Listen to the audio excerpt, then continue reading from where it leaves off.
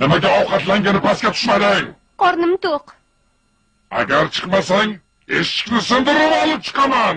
Zot oliylari, ehtimol men yanglishayotgandirman, lekin qiz bolani ko'nglini olmoq uchun boshqacharoq yo'l tutsangiz bo'larmidi? Iltimos, o'zingizni iltifotli, nazokatli qilib ko'rsating. Qaysarligini qarang, qanday gapirish kerak? Yumshoqroq, muloyimroq. Kechki ovqatga tushasanmi? Yo'q. Ha? Yana yumshoqroq, mayin ovoz bilan. Agar kamina bilan birga kechlik qilsangiz, meni behad xushnud etardingiz. Iltimos qiling. Iltimos. Yo'q, rahmat. Axir umrbod qamalib o'tira olmaysan-ku. O'tiraveraman. Shunaqami? Unda ochingdan olib ket.